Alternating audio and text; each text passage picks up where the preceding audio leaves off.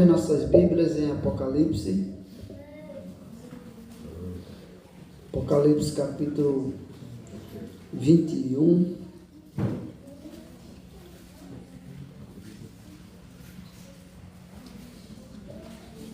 Nós vamos ler a partir do versículo 9. Apocalipse 21, a partir do versículo 9.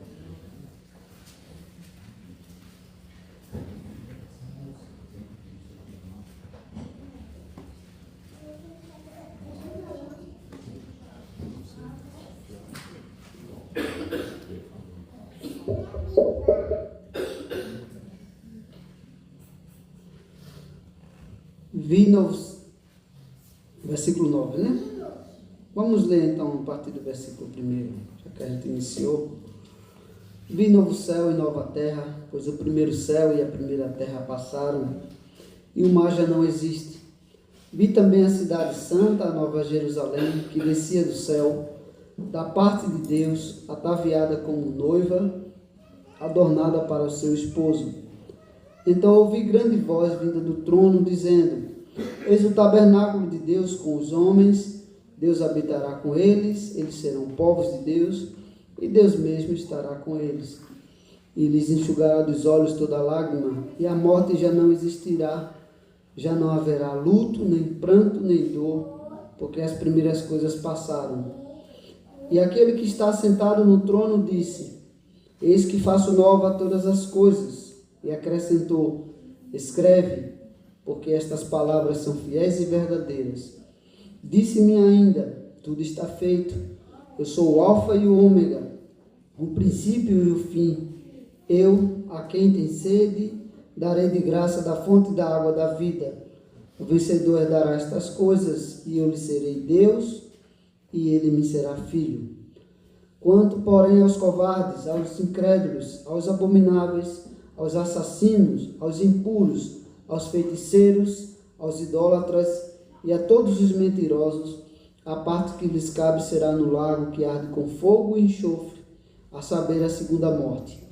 Então veio um dos 7 anjos que tem as 7 taças cheias dos últimos 7 flagelos e falou comigo, dizendo: Vem, mostrar-te-ei a noiva, a esposa do Cordeiro. E me transportou em espírito até uma grande e elevada montanha, e me mostrou a santa cidade de Jerusalém, que descia do céu da parte de Deus, a qual tem a glória de Deus. O seu fulgor era semelhante a uma pedra preciosíssima, como pedra de jaspe cristalina. Tinha grande e alta muralha, 12 portas, e junto às 12 portas, 12 anjos, e sobre elas nomes escritos, que são os nomes das 12 tribos de Israel, dos filhos de Israel. 3 portas se achavam a leste, 3 ao norte, 3 ao sul e 3 a oeste. A muralha da cidade tinha 12 fundamentos, e estava sobre este os 12 nomes dos 12 apóstolos do Cordeiro. Aquele que falava comigo tinha por medida uma vara de ouro para medir a cidade, as suas portas e a sua muralha. A cidade é quadrangular, de comprimento e larguras iguais, e mediu a cidade com a vara até 12.000 estádios. O seu comprimento, larguras e altura são iguais. Mediu também a sua muralha 144 côvados, medida de homem, isto é, de anjo. A estrutura da muralha é de jaspe. Também a cidade é de ouro puro, semelhante a vidro límpido. Os fundamentos da muralha da cidade estão adornados de toda espécie de pedras preciosas. O primeiro fundamento é de jaspe, o segundo de safira, o terceiro de calcedônia, o quarto de esmeralda, o quinto de sardônio, o sexto de sárdio, o sétimo de crisólito, o oitavo de berilo, o nono de topázio, o 10º de crisópaso e o 11º de jacinto, e o 12º de ametista. As 12 portas são 12 pérolas, e cada uma dessas portas de uma só pérola. A praça da cidade é de ouro puro, como vidro transparente. Nela não vi santuário, porque o seu santuário é o Senhor, o Deus Todo-Poderoso e o Cordeiro. A cidade não precisa nem do sol, nem da lua, para lhe darem claridades, pois a glória do Deus a iluminou, e o Cordeiro é a sua lâmpada. As nações andarão mediante a sua luz, e os reis da terra lhe trazem a sua glória. As suas portas nunca jamais se fecharão de dia, porque nela não haverá noite, e lhe trarão a glória e a honra das nações. Nela nunca jamais penetrará coisa alguma contaminada, nem o que pratica abominação e mentira, mas somente os inscritos no livro da vida do Cordeiro. Então me mostrou o rio da água da vida, brilhante como cristal, que sai do trono de Deus e do Cordeiro. No meio da sua praça, de uma a outra extremidade do rio, está a árvore da vida, que produz 12 frutos, dando seu fruto de mês em mês, e as folhas da árvore são para a cura das nações. Nunca mais haverá qualquer maldição nela. Estará o trono de Deus e do Cordeiro. Os seus servos servirão, contemplarão a sua face, e na sua fronte está escrito o nome dele. Então já não haverá noite, nem precisam eles de luz de candeia, nem da luz do sol, porque o Senhor Deus brilhará sobre eles e reinarão pelos séculos dos séculos. Amém. Oremos. Santíssimo Deus, nós te agradecemos por esse momento. Estamos reunidos para adorar o teu nome, ler a tua palavra e buscar conhecer mais e mais o Senhor e as tuas promessas em Cristo Jesus. Concede-nos a tua graça nesse momento, ilumina nossa mente e nosso coração. Nós te rogamos em Cristo Jesus, nosso Senhor. Amém. Bem, irmãos, como seria o mundo se Adão não tivesse pecado? Essa é uma pergunta que sempre vem, uma vez ou outra, em nossa mente, né? Como seria a vida na terra se Adão não tivesse trazido maldição sobre nós e sobre o mundo, né? Por causa do pecado do homem, a maldade entrou no mundo, entrou o pecado, entrou o sofrimento e a morte, né? Então, o Apocalipse responde essa pergunta, né? O Apocalipse responde essa pergunta aparentemente, inicialmente, sem resposta, porque Apocalipse, ele mostra um cenário semelhante ao que o homem tinha no Éden ou ao que o homem perdeu no Éden, certo? E vamos ver isso durante esse texto.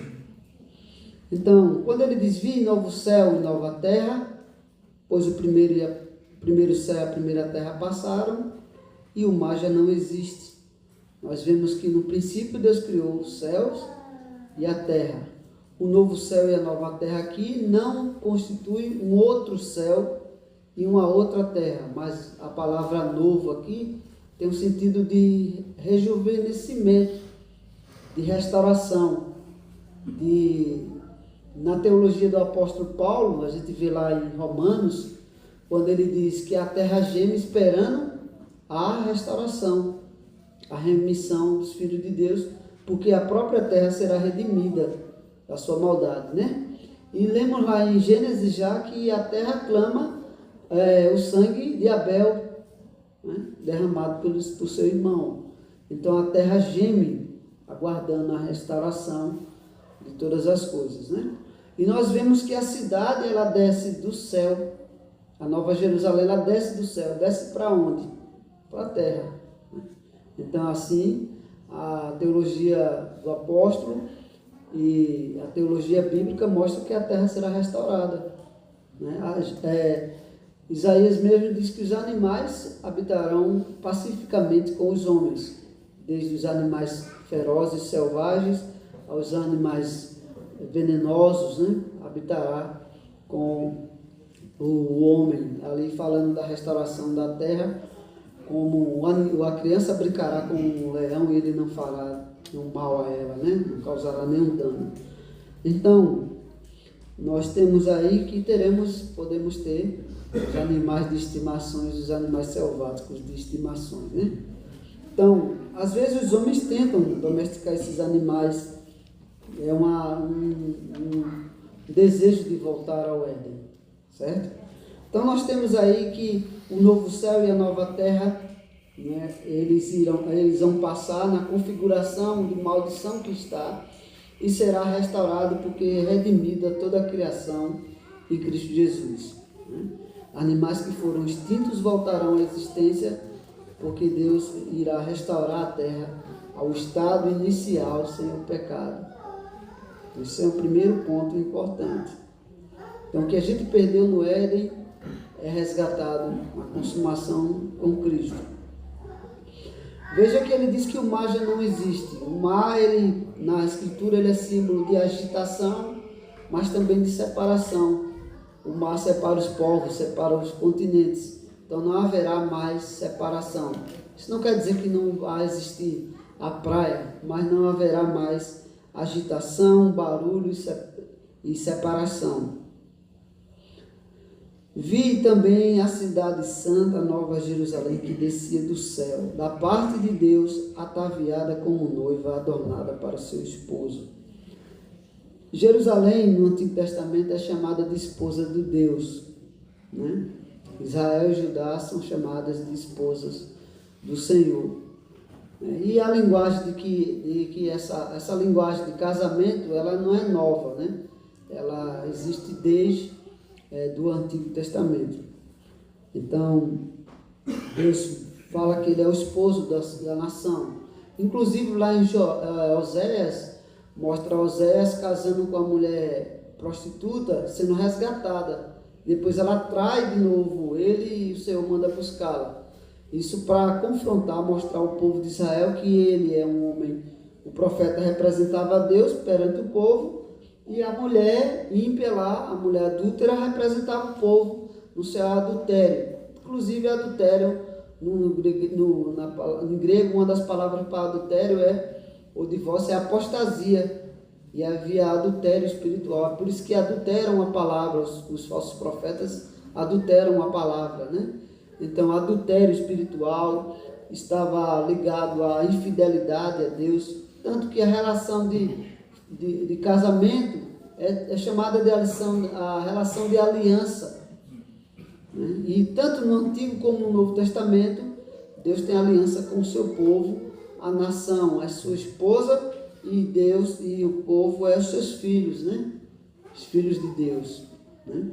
Então, no Antigo Testamento e também no Novo, por isso que Jesus é noivo da igreja e a igreja vai ser esposa de Cristo, né? Cristo, quando vir buscar a sua igreja, será a sua noiva. E aí vinha uma linguagem que a igreja era mãe dos crentes, né? De fato, porque a nação de Israel era chamada a mãe do povo. Daí nossos países, os países chamam de pátria, né? De pátria, ou como se você fosse filho daquela nação, ou filho daquela região, né? E aí é a ideia de a terra, ou o local, no caso Jerusalém, ser a esposa de Deus, né? Tanto no Antigo como no Novo Testamento. E o primeiro milagre que Jesus faz é uma festa de casamento, apontando para o seu ministério, segundo a teologia do Senhor Jesus e do apóstolo Paulo, da consumação, né? Você vê que a consumação é dita que ela é o casamento de Cristo com a sua igreja, as bodas do Cordeiro, né?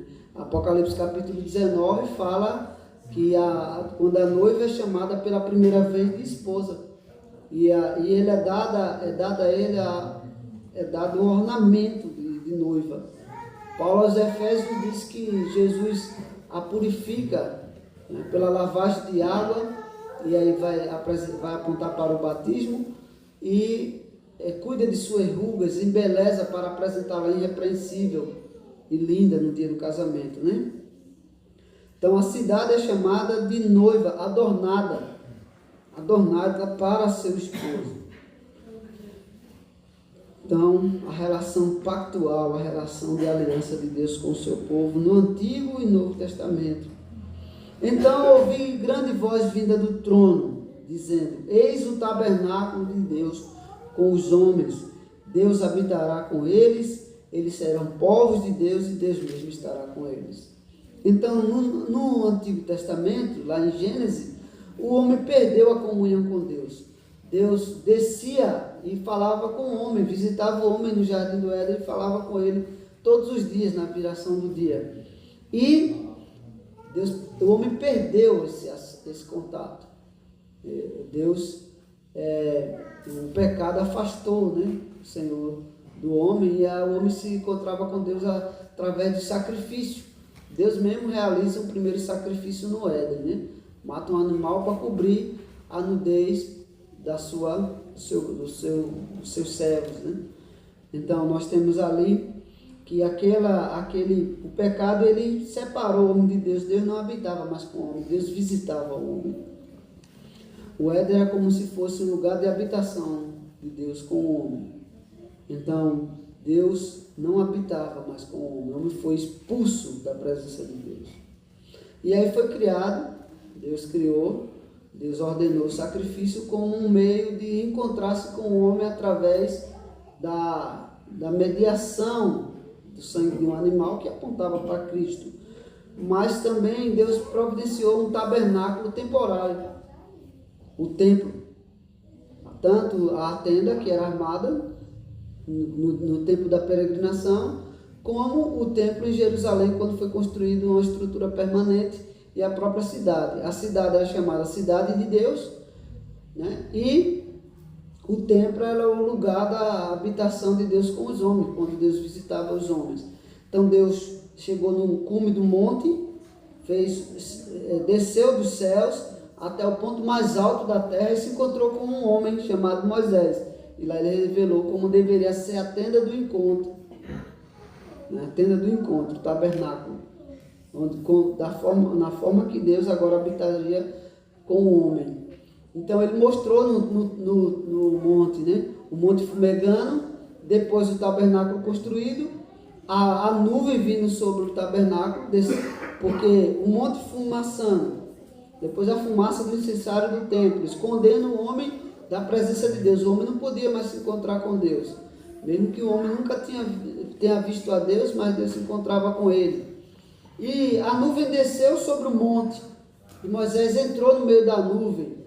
Depois a nuvem mostrando que Deus estava ali no meio deles, eles viam os raios, os relâmpagos, os trovões saindo da nuvem, o monte fumaçando, fumegando. Depois a nuvem desce até o tabernáculo, quando ele está concluído lá em Êxodo. Depois vem a ordem do serviço levítico, né? Por isso depois de Êxodo vem Levítico, como eles deveriam se aproximar da tenda ou do tabernáculo, por meio de uma mediação e de rituais de culto. E aí nós temos todo o sistema de sacrifício e o templo representando a presença de Deus, a visita do Senhor com o seu povo. Tinha a Arca da Aliança dentro do templo, então tudo ali era a representação de Deus no meio do seu povo, né? Da sua lei, e Deus os visitava. Mas depois Deus veio habitar com o seu povo de forma temporária através de Cristo, né? Que é Emmanuel, que quer dizer Deus conosco, né? E Jesus disse: destruirei esse tabernáculo e reedificarei no terceiro dia. A glória da primeira casa, da segunda casa seria maior que a primeira, porque a primeira era um templo representado e a segunda era a própria pessoa de Deus a quem o templo representava.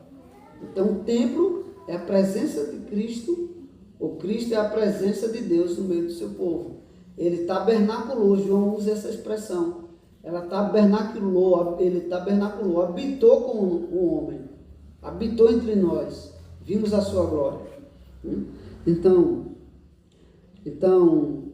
no novo céu e nova terra há, né, o trono de Deus, uma voz vindo do trono dizendo: eis o tabernáculo de Deus com os homens, Deus habitará com eles, eles serão povos de Deus e Deus mesmo estará com eles. A pessoa física e humana também, divina de Cristo. No versículo 4, nós vemos: e lhes enxugará dos olhos toda lágrima, e a morte já não existirá, e não haverá luto, nem pranto, nem dor, porque as primeiras coisas passaram. E aquele que está sentado no trono disse: eis que faço novas todas as coisas. Está vendo que faço novas todas as coisas? E acrescentou: escreve, porque estas palavras são fiéis e verdadeiras. Disse-me ainda: tudo está feito. Como Jesus disse na cruz, tudo está consumado. E eu sou o alfa e o ômega, o princípio e o fim, a revelação plena. A primeira letra do alfabeto grego e a última mostrando toda a revelação do princípio e do fim. Por isso que Jesus disse, no princípio, João diz, no princípio era o verbo e o verbo estava com Deus e o verbo era Deus. Ele criou todas as coisas, por meio dele foi criada todas as coisas. O versículo segue ainda dizendo: eu a quem tem sede darei de graça da fonte da água da vida. O que Jesus ofereceu à mulher no poço, né? Ele daria daria de graça a fonte da água da vida. O vencedor dará essas coisas. Eu lhe serei Deus e ele me será filho. Nós somos adotados, a doutrina da adoção em Cristo aqui. Lembrada também em João. Essa expressão também era usada nos profetas, né?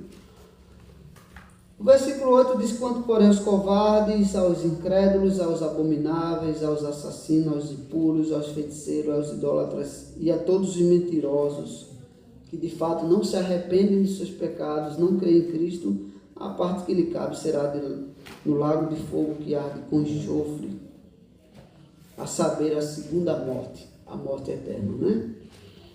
O crente ele pode passar pela primeira morte, mas a segunda morte não tem poder sobre ele. Cristo ressuscitou e fará voltar dos túmulos todos aqueles que nele creem. Então, nós temos aí o versículo 9 dizendo: então veio um dos 7 anjos que tem as 7 taças cheias dos últimos 7 flagelos e falou comigo: vem, mostrar-te-ei a noiva, a esposa do Cordeiro. Capítulo 19 já mostrou ela sendo ataviada também e chamada de esposa. E o versículo diz que ele vai mostrar agora a noiva como cidade, né?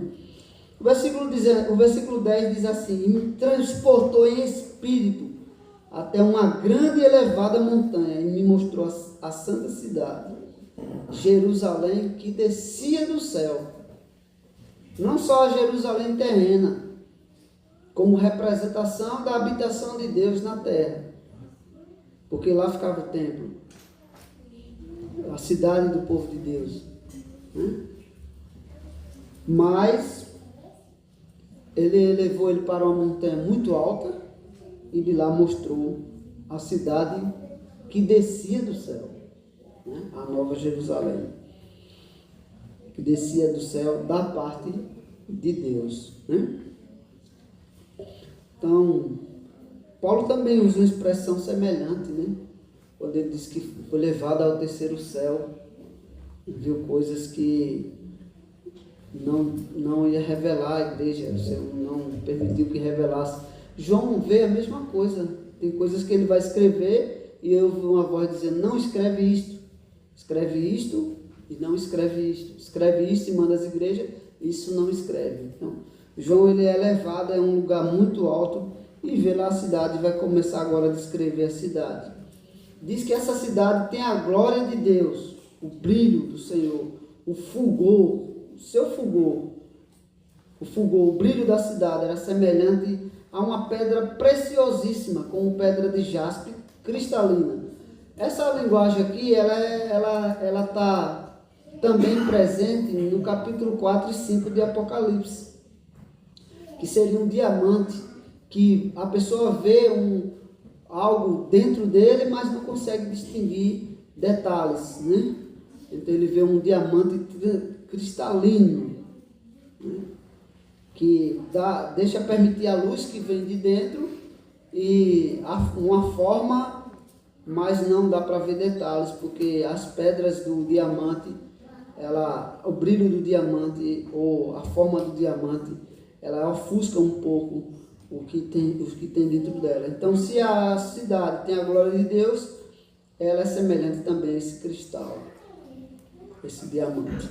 O versículo 12 diz que essa cidade tinha grande e alta muralha, 12 portas, e junto às 12 portas, 12 anjos, e sobre elas nomes escritos, que são o nome das 12 tribos dos filhos de Israel. Veja que a cidade tem 12 portas. Uma porta para cada tribo, porque cada porta tem o nome de uma tribo de Israel. Não é? 12 tribos, 12 portas. Por que porta nós entramos nessa cidade? Essa cidade só tem 12 portas. Por que porta nós entramos? A porta de que tribo? Né? Da tribo de Judá. Por isso Jesus diz, eu sou a porta. Eu sou a porta. O leão da tribo de Judá é a porta. Então, a porta de entrada à cidade celeste, pela qual nós entramos, é Cristo. Ele é a porta de acesso à entrada celestial. O caminho para o céu. A porta estreita e o caminho para o céu. Porque a cidade só tem 12 portas, e é o nome das 12 tribos. Por que tribo a gente entra? Pela tribo de Judá. Pela porta da tribo de Judá. Cristo abriu a porta de acesso para a entrada dos gentios, as promessas de Abraão, em toda a teologia bíblica, né? Então, nós temos acesso à cidade pela porta da tribo de Judá, que é o nosso Senhor e Salvador Jesus Cristo. Ele nos adota, né? Ele nos redime, ele nos compra. Quando alguém de uma tribo comprava um gentio, ele poderia selar esse gentio. E, no caso, era a circuncisão. E Paulo vai dizer que o batismo é a circuncisão de Cristo. Então, nós somos selados, purificados por Cristo, é oferecido um cordeiro em nosso favor, ele mesmo como cordeiro, né? E aí somos comprados e redimidos, e Apocalipse vai dizer que é comprado e redimido pessoas de todos os povos, línguas e nações, né? E assim tem acesso à promessa de Abraão e entrar na cidade pelas portas, porque não pode se entrar por outro lugar. As muralhas da cidade eram muito altas e largas, né? Vimos na escola dominical o exército cercando a cidade, os romanos tentando encontrar brechas para destruí-la, né? Mas diz mais o texto. Você vê as posições das tribos, é a mesma posição das portas.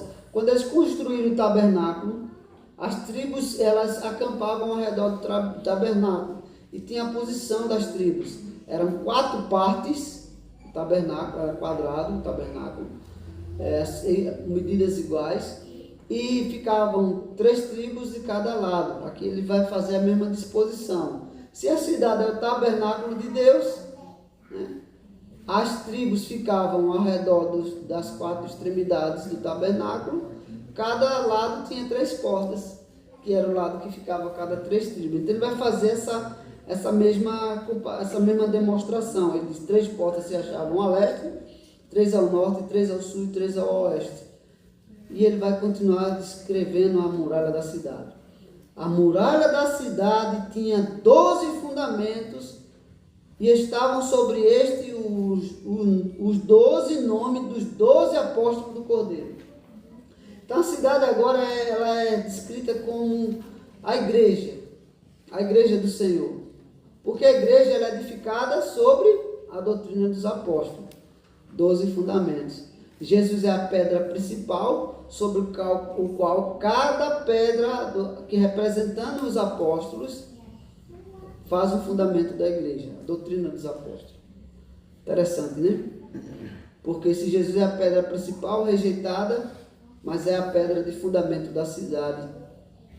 Por isso que Jesus disse a Pedro, tu és pedra. Mas Pedro não era pedra sozinho. Era uma das pedras, uma das 12 pedras. É uma das 12 pedras. 12 tribos, 12 portas, 12 pedras fazendo o fundamento da muralha, o nome dos 12 apóstolos. Agora veja a muralha. Agora o texto vai ficando interessante. Aquele que falava comigo tinha por medida uma vara de ouro para medir a cidade. Então ele vê agora, o muro da cidade. Primeiro ele vê a cidade do alto, ele vê o muro, ele vê as portas, ele vê os fundamentos. 12 portas, 12 tribos, 12 fundamentos, 12 apóstolos. E agora ele vê um anjo, uma vara para medir a santidade, ou medir o muro da cidade. E aí ele diz, a cidade é quadrangular. Ele vai medir a cidade e as suas portas, o muro da cidade e as suas portas.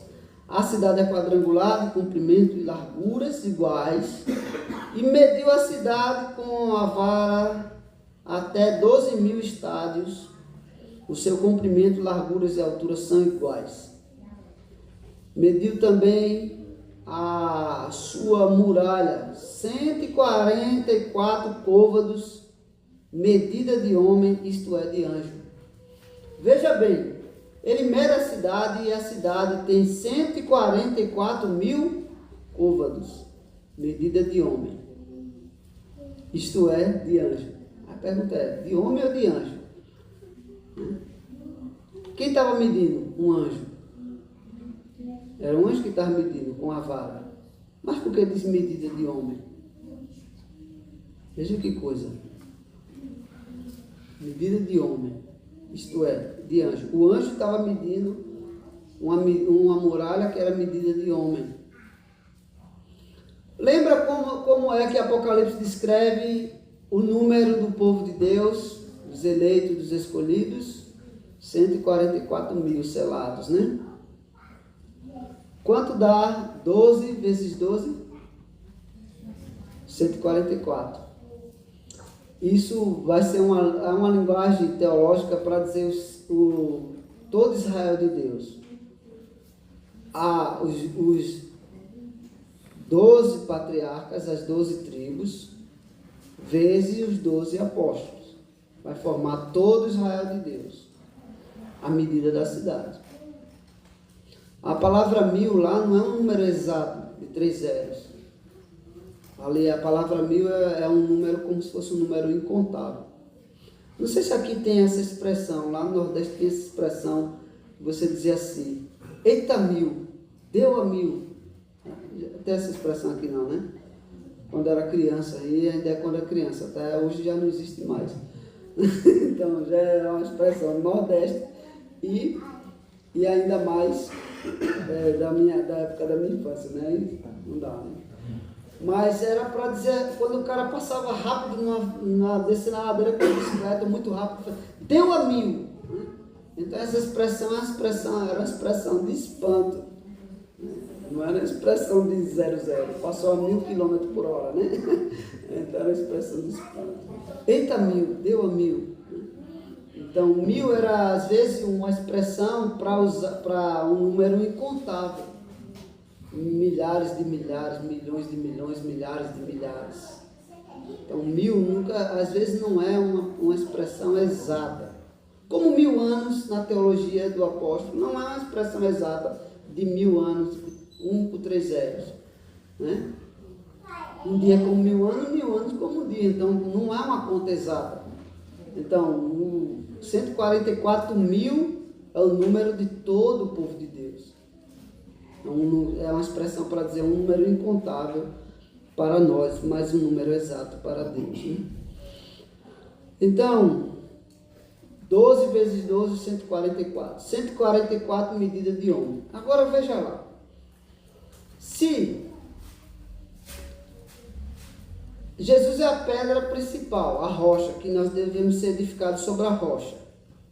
Os apóstolos são os 12 fundamentos da muralha. Quem são as muralhas? Medida de homens, somos nós, a igreja. É por isso que o apóstolo diz, vós sois pedras no edifício de Deus. É por isso que a gente usa a expressão edificação, a igreja está sendo edificada. pedra a pedra, uma sobre a outra. Um tijolo não pode dizer sozinho que é o templo todo. Porque as pessoas dizem, eu sou o templo e morada do Espírito Santo. Sozinho você só é um tijolo do templo, meu filho. Né?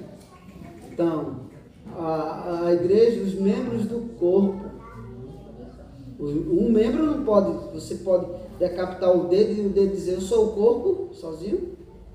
Não, membros do corpo. É difícil. Vós sois, não é você é. Primeiro que já é um erro grosseiro, porque Paulo está escrevendo a uma igreja, não a uma pessoa. Se Paulo estivesse escrevendo a Filemão, dizendo assim, vós sois Filemão, mas é vós, Coríntios. Ele usa a expressão lá, corpo de Cristo, e edifício. Edifício de Deus. Lavoura não é um pezinho só de coentro. Né? Um pezinho só de coentro dizer que é a lavoura toda sozinho. Eu sou a lavoura, pezinho de coentro de nada, né? Então, faz parte da lavoura, mas o pezinho só, a raminha só, não pode dizer que é a lavoura toda, né? Completa. Mas, irmãos, vamos ver o que o próprio apóstolo Pedro disse quando Jesus disse, vós sois pedra, Pedro, no edifício de Deus. Veja aí, 1 Pedro, capítulo 2, versículo 5. Vamos ver o que o apóstolo Pedro mesmo fala. Quando Jesus chamou de pedra, é por isso que a pedra, sobre esta pedra edificarei a igreja, não é só ele, é as pedras das 12 pedras, as 12 pedras. 1 Pedro capítulo 2, versículo 5.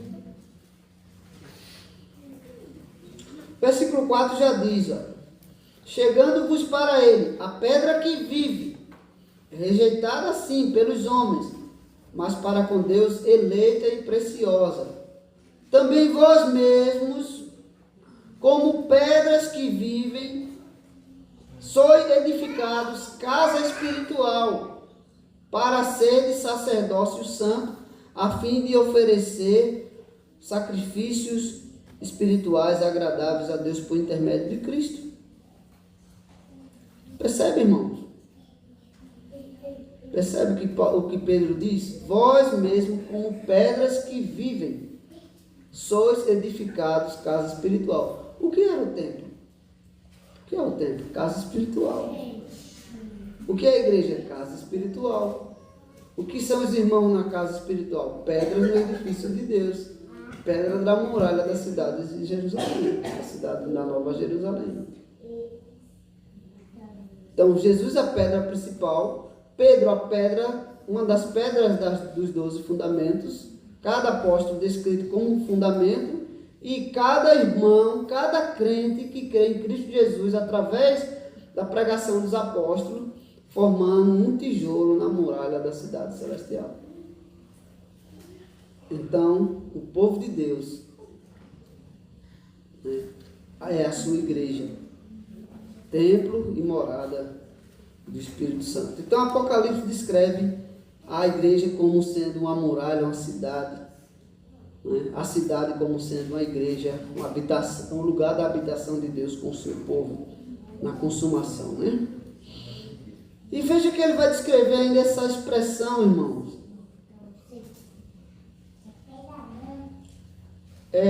A cidade, ela é o homem medindo cada homem, o anjo medindo cada homem, homem a homem. Essa expressão aparece em Apocalipse também, quando diz que mede o santuário, deixa de fora o pátio dos gentios. A igreja é o santuário de Deus, né? O povo dele é o seu povo santo, o seu santuário. O versículo 19 diz o fundamento da muralha. Veja, a estrutura da muralha, versículo 18, é de jaspe. Também a cidade é de ouro puro, semelhante ao vidro límpido. Isso é sinônimo de pureza, de purificação. Lembra quando diz que Deus purifica a sua igreja? Malaquias diz que é como o homem que purifica o ouro, tira as suas impurezas. Paulo diz que a igreja é purificada pelo fogo. A terra será purificada pelo fogo. O ouro, para se tornar límpido, ele era queimado, né? Então aqui é um símbolo de purificação, de valor, de preciosidade, mas de purificação, de pureza, vidro límpido. Os fundamentos, versículo 19, da cidade, da muralha da cidade, estão adornados de toda espécie de pedras preciosas. O primeiro fundamento é de jaspe, o segundo, ele vai dizer 12 fundamentos, 12 pedras. Lembra que no peito do sacerdote tinha pedras? Quantas pedras eram no peito do sacerdote? 12 pedras, uma pedra representando cada tribo. Quando Josué vai levantar um altar ao Senhor e coloca 12 pedras, uma pedra representando cada tribo. Aqui não só é uma figura do Antigo Testamento, mas também do Novo, dos 12 apóstolos. Então, se o sacerdote trazia no seu peito a representação das 12 tribos, a cidade, nos seus fundamentos, nas suas pedras preciosas, traz a representação dos 12 apóstolos. Dos 12 apóstolos nos seus fundamentos. E todos aqueles que são assim herdeiros deles. O texto diz mais, irmãos, as 12 portas são de uma só pérola. E cada uma dessas portas de uma só pérola. Lembra que Jesus fala nos evangelhos que o homem, ele é um vendedor de pedras preciosas, de pérola, e ele encontra uma grande pérola. Ele vende tudo que tem e adquire aquela pedra? Jesus está se referindo ao reino do céu. Aqui ele descreve a porta da cidade como de uma só pérola. Imagina uma pérola, tamanho de uma porta. E não é uma porta dessa. Uma pedra grande era algo muito caro. Né? Imagina uma pedra do tamanho de uma porta, não é uma porta desse tamanho, mas a porta de uma cidade, portal de uma cidade. Quanto maior a cidade, maior o seu portal, né? Você já viu lá nas cidades, tem os portais, né? Cidades antigas é que tinham muitos portais. E as cidades eram cercadas por muros, e os muros tinham as portas largas, como os portais, as placas de entrada de uma cidade, né? Já viu o tamanho da placa de uma entrada da cidade? Ela pega às vezes 4 ou 6 vias, né? Bem-vindo a tal cidade. Aquilo ali é a representação de uma porta de entrada na cidade, um marco, né? Mas, irmãos, diz que a praça de lá a cidade tem uma praça de ouro puro, como vidro transparente. A praça era sinônimo de comunhão. Era sinônimo de alegria, de felicidade. Não a felicidade e a alegria mundana, mas a alegria e felicidade pura, limpa. Hoje as praças são usadas como lugares de prostituição ou de uso de drogas, né? De todo tipo de coisas, né? Algumas praças, quando tem vigilância ou é fechada, a família ainda pode ir lá usufruir do playground, do ambiente, né? Esse lugar aqui tem uma praça, um lugar de comunhão, um lugar de alegria, um lugar de felicidade, de socialização pura. Nela não vi santuário. Interessante, irmãos, porque quando eu li esse texto pela primeira vez, eu pensei, nela não vi santuário. Então não haverá templo. Não tem um templo. Se você for em cidades antigas, normalmente na praça principal da cidade tem um templo, né? As cidades, elas surgem em torno da igreja, principalmente na cultura católica romana, né? Então tudo girava em torno da cidade, por isso chama matriz. A igreja da matriz, a praça da matriz, a matriz é o lugar principal. da cidade. E lá tem uma praça. E na praça, nas grandes praças das cidades antigas, das capitais do Brasil, você vê uma grande praça e um templo. Só que João vê a praça, mas não vê o templo. Por quê? Chega, bate uma frustração. Então ele não vai ter igreja, não vai ter onde ir se encontrar, ir reunir-se com os irmãos para adorar a Deus, porque não vai haver templo. É porque, irmãos, o templo é apenas uma representação da embaixada do Reino Celeste. Quando você está na sua pátria, você não precisa da embaixada. A igreja é uma embaixada do Reino Celeste. Aqui a gente ouve as nossas leis. Aqui nós ouvimos a linguagem do nosso povo. Porque se você está num país estrangeiro, você quer ouvir alguém falar português, vá na embaixada brasileira, onde você estiver. Você vai ouvir português sendo falado lá. Você vai poder chegar lá e falar a linguagem do seu povo. Você vai poder chegar lá e você vai estar protegido segundo a lei do seu povo, a lei de sua pátria. É por isso que alguém, quando está em um país estranho, busca refúgio na sua embaixada. Então aqui a igreja é a embaixada do reino dos céus, do reino de Deus. Aqui é exposta a sua lei, aqui é falada a linguagem do nosso povo. Por isso que às vezes quem vem de fora não compreende. Aqui é só uma representação, uma pequena representação da nossa pátria celeste. A cidade inteira, o reino de Deus, ele vai vir em pleno na sua volta. Nós teremos um rei. O sistema ideal de um país não era a democracia. A democracia, ela delimita os poderes dos povos. Mas o sistema ideal é a monarquia. Porque a monarquia virá, o nosso rei virá. Nós teremos um rei, não um presidente, não um parlamento de anjos, mas nós teremos um rei. Nós temos um rei. Né? Então, o sistema ideal vai ser governado pelo Rei Jesus, Rei dos Reis, Senhor dos Senhores. Todos vão receber a sua ordem. Hoje o sistema necessário é a democracia, onde o povo pode participar, para que nós não tenhamos ditadores. Nosso rei não será um ditador. Nosso rei, ele é dono de tudo. Não precisa impor isso. Ele mesmo governará o seu povo. Mas veja, irmãos, a igreja é apenas uma representação da nossa pátria celeste, do nosso país.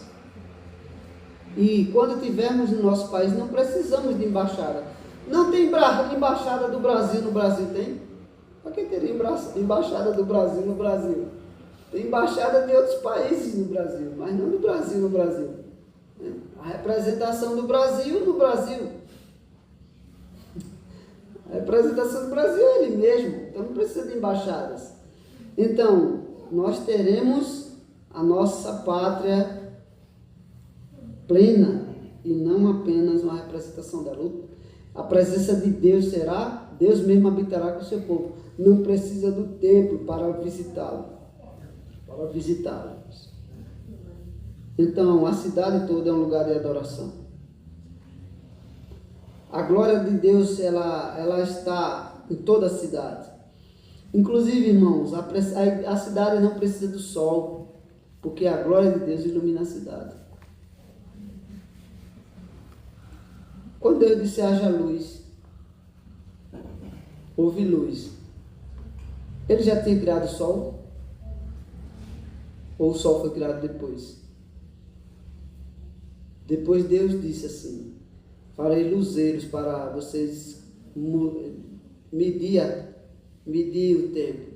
O sol para presidir o dia, você vai contar o dia, e a lua para governar a noite. Os astros serão marcadores de tempo. Mas a luz existia antes do sol ser criado. Né? Antes do sol, a luz existia. No princípio era a luz do mundo. Depois veio iluminar toda a sua criação.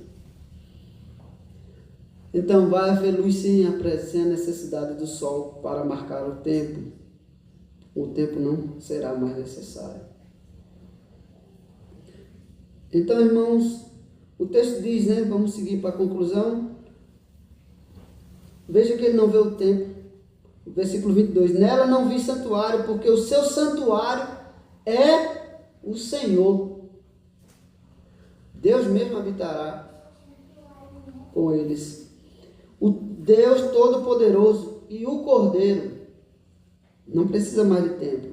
Pois Jesus destruiu o templo e edificará o terceiro dia, se referindo a ele mesmo. E depois nós vemos aí, a cidade não precisa de sol, nem da lua, para lhe dar claridade, pois a glória de Deus a iluminou, e o Cordeiro é a sua lâmpada. A luz que ilumina todo homem e toda a criação. As nações andarão mediante a sua luz, e os reis da terra lhe trazem sua glória. As suas portas nunca jamais se fecharão de dia, porque nela não haverá noite. Não haverá ladrões, não haverá noite, não haverá cansaço, não haverá sono. Porque a gente dorme, porque a gente cansa, né? Se a gente pudesse ficar acordado o tempo todo. Né? Agora imagine isso sem portões, sem portas, tudo aberto. Isso é sinônimo de quê? De segurança. As portas eram fechadas para dar segurança aos habitantes. Aqui a segurança é com as portas abertas. Lá no Nordeste eu via isso quando era criança.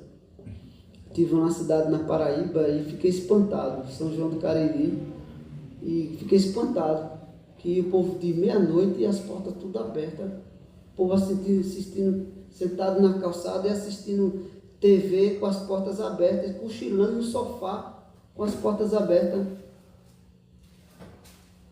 A gente ficou espantado. E o colega perguntou, essa cidade aqui é violenta? E a pessoa disse, hoje está muito violenta. Hoje em dia está muito violenta, nos últimos tempos. O ano passado, roubaram o carro de um homem aqui. O ano passado? Então, já pensou? Acho que os perigos não chegaram por lá. Agora imagine isso, né? Me fez voltar à infância, né? A imagem que eu tinha na infância, né? Então, imagine nos perigos que existe hoje. Você dormir com as portas abertas. A cidade não precisa fechar, porque todos os malfeitores estarão presos em algemas eternas. Não poderão sair de lá, no inferno. As nações andarão na sua luz, os reis da terra lhe trazem sua glória. A cidade não precisará fechar as portas. Lhe darão a glória e a honra das nações. Nela nunca jamais penetrará coisa alguma contaminada, nem o que pratica abominação e mentira, mas somente os escritos no livro da vida do Cordeiro. É por isso que de fora ficarão os assassinos, os mentirosos, os feiticeiros e todo tipo de abominação. O versículo 1 do capítulo 22, então me mostrou o rio da vida, brilhante como cristal, que sai do trono de Deus e do Cordeiro. No meio da praça, de uma a outra extremidade do rio, está a árvore da vida. Lembra que o homem foi expulso para que não comesse da árvore da vida? É dado a ele, lá em Apocalipse, acesso de novo à árvore da vida. O vencedor terá acesso à árvore da vida. Aqui a cidade está cheia de árvore da vida. ela produz frutos, dando seu fruto de mês em mês, e as folhas da árvore são para a cura dos povos. Nunca mais haverá maldição nela. Nunca mais haverá maldição. Maldita era a terra por causa de Adão, a maldição é tirada. Nela estará o trono de Deus e do Cordeiro, e os seus servos o servirão, o adorarão, contemplarão a sua face, e na sua fronte está escrito o nome deles. Aqueles que pertencem a Satanás têm a marca da besta na sua fronte, seus pensamentos e nas suas obras, em suas mãos. Mas aqui, aqueles que têm a mente do Cordeiro, têm a marca do Cordeiro. Quando os anjos, é dado ordem ao anjo a selar os escolhidos na fronte, com o nome do seu Cordeiro. Aqui nós temos o nosso Cordeiro, o seu nome sobre nós. Então já não haverá noite, nem precisam eles da luz de candeia, nem da luz do sol, porque o Senhor Deus brilhará sobre eles e reinarão pelos séculos dos séculos com Cristo. Então, irmãos, mesmo que a gente lute pelos nossos bens na terra, entendamos que eles são temporais. O próprio tempo que nós temos aqui hoje é temporal. É só uma pequena demonstração da nossa embaixada celeste. Nosso coração não deve estar pegado a esse aqui, mas ao Cordeiro, ao povo de Deus em comunhão. Porque no céu nós não teremos isso aqui. Tudo isso aqui será destruído, está sendo entresourado, construído para o fogo. Onde está o nosso tesouro, estará nosso coração. Então, devemos lutar pelo que é justo, pelo que é correto, mas não nos desgastar e aplicar o nosso coração às coisas da terra. Imagina a gente ficar sem tempo. A igreja pode se reunir debaixo de uma árvore. Ali, Deus estará com o seu povo. Ali Deus estará com o seu povo. Porque esses tijolos aqui, ó, não formam as pedras vivas. Não formam as pedras vivas. Não devemos aceitar injustiça. Não devemos ser coniventes com o erro nem com a injustiça. Devemos brigar pelo que é correto e justo. Mas nosso coração tem que estar muito mais além disso. Muito mais além disso. Muito mais acima disso. Então, deve estar em Cristo, na sua luz, na sua palavra.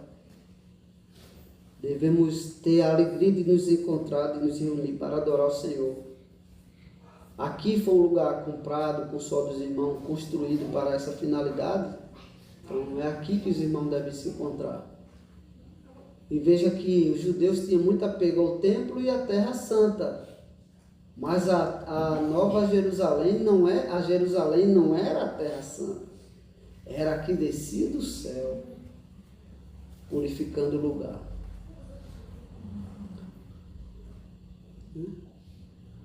A gente pode perder tudo, não pode perder a palavra.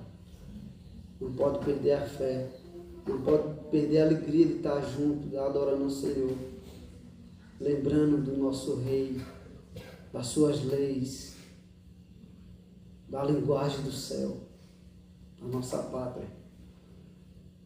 Nosso coração tem que estar lá. Nosso coração tem que estar lá. Buscar em primeiro lugar o reino de Deus e a sua justiça.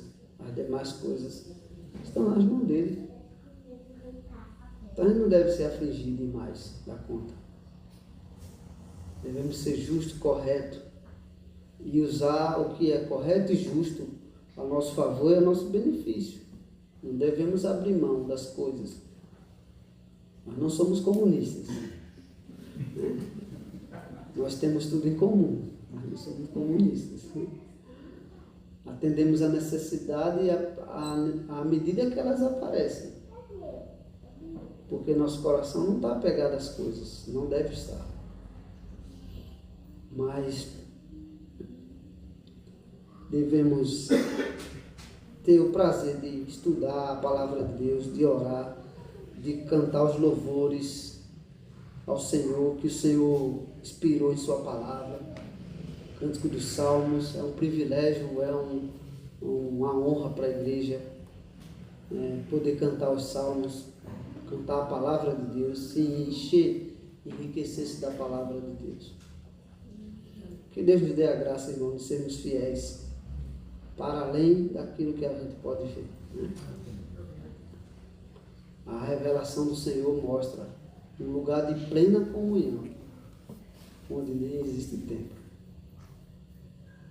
O templo é apenas momentâneo e temporal. Até a pregação, ela é temporal.